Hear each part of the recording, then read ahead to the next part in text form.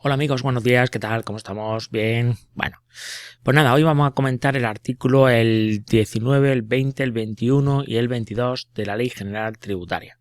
Como siempre, recordaros en la cajita de información, os dejo el enlace a la página web.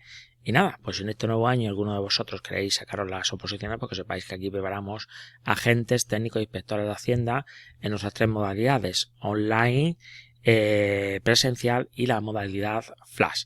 Os dejo, como digo, en la cajita de información el enlace a la página web. Bueno amigos, sin más dilación, pasamos a la acción. Bueno, hoy vamos a ver la sección segunda de las obligaciones tributarias, su sección primera, la obligación tributaria principal. En concreto, el artículo 19, 20, el 21 y el 22. Con respecto al 19 nos habla de la obligación tributaria principal, el 20 nos habla del hecho imponible, el 21 nos habla del devengo y exigibilidad y el 22 nos habla de las exenciones. Bueno, pues empezamos por el primero.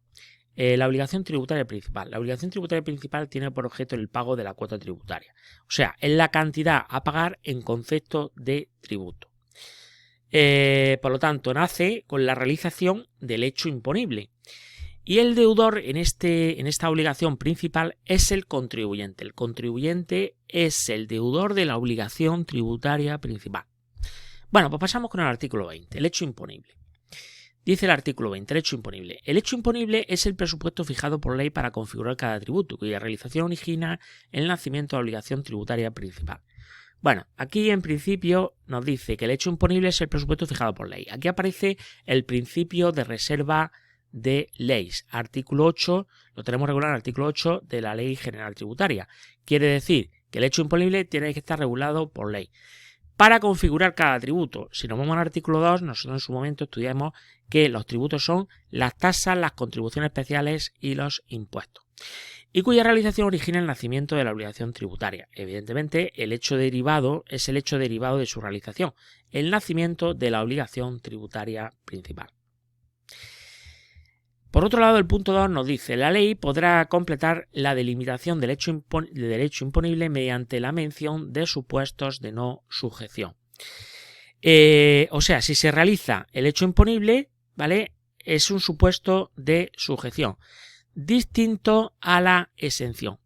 Vale, ya veremos más adelante, porque aparece en el artículo 20, aparece la exención. Ahí veremos la diferencia entre una exención, ¿vale?, y una no sujeción o sujeción, que son cosas distintas. Si queréis completar esto, bueno, se puede completar con el artículo 31 de la Constitución Española, y si queréis, pues también se puede complementar el 8, el 14, el 19 y el 36 de la Ley General Tributaria. Pasamos con el artículo 21, devengo y exigibilidad. Dice: el devengo es el momento en el que se entiende realizado el hecho imponible, en el que se produce el nacimiento de la obligación tributaria principal. Bueno, aquí vamos a comentar, ¿vale? Vamos a ver esto con algún ejemplo. Existe lo que se llaman los tributos instantáneos, ¿vale?, que se producen en un momento determinado del tiempo, por ejemplo, en el impuesto de patrimonio el 31 de diciembre, en el IRPF el 31 de diciembre, y por otro lado lo que se llaman los tributos periódicos, que son aquellos, por ejemplo, el IBI, que por tener una propiedad se supone que te obliga a tener que tributar todos los años por el impuesto de bienes inmuebles. El IBI, por ejemplo, el devengo se produce a principios de año, quiere decir que el que sea propietario en esa fecha se supone que el que tiene a principio de año es el que tiene que pagar ese impuesto. Luego, por otro lado, la fecha del devengo determina las circunstancias relevantes para la configuración de la obligación tributaria, salvo que por ley de cada tributo disponga otra cosa. Es muy importante la fecha del devengo. ¿Por qué? Porque a partir de ahí se supone que se producen la normativa, se establece, entre otros requisitos, otras obligaciones, pues la normativa a aplicar en ese momento. Y en el punto 2 nos dice: la ley propia de cada tributo podrá establecer la exigibilidad de la cuota, la cantidad a ingresar o de parte de la misma en un momento distinto al devengo del tributo. Bueno, por un lado tenemos el devengo, por otro lado la exigibilidad. Por ejemplo, en el IRPF el devengo se produce el 31 de diciembre. Sin embargo, la exigibilidad se produce al año siguiente. Normalmente suele comenzar la campaña de renta en abril y suele terminar por el 30 de junio, ¿vale? Por otro lado, vamos a diferenciar aquí entre devengo de tributo y el devengo de la cuota, ¿vale? Cuando hablamos de devengo de tributo, nace la obligación tributaria a pagar el tributo, pero en ese momento no está cuantificada, ¿vale? Pues por ejemplo, El devengo del tributo en el IRPF a 31 de diciembre se supone que todavía no está cuantificada, ¿vale? Y el devengo de la cuota. El devengo de la cuota se supone que ya la deuda está cuantificada, ¿vale? Y en ese caso, pues bueno, es cuando se supone que estamos en campaña de renta, por ejemplo. Entramos con el artículo 22. Bueno, si queréis complementar el artículo 21 de devengo de exigibilidad, se puede complementar con el artículo 62 de la Ley General Tributaria.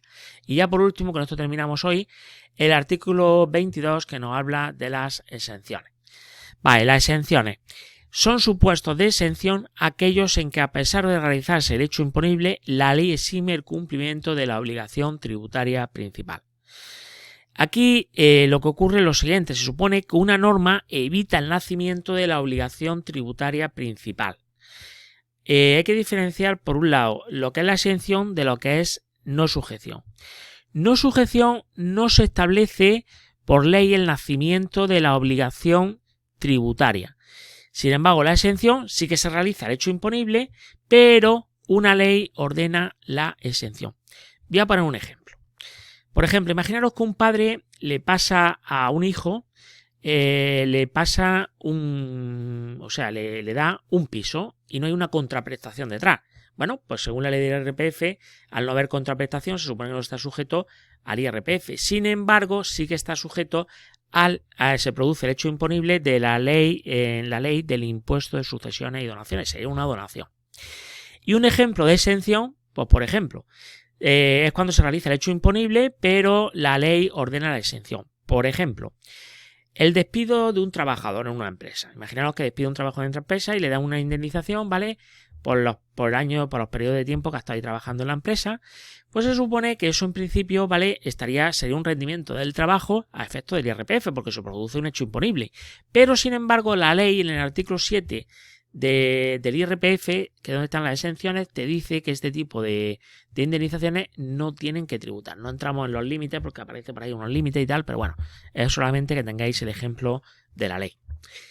Y luego, por otro lado, ¿vale? En los supuestos de no sujeción no se inicia la relación jurídico-tributaria alguna, por lo que no surgen ni obligaciones tributarias formales ni materiales.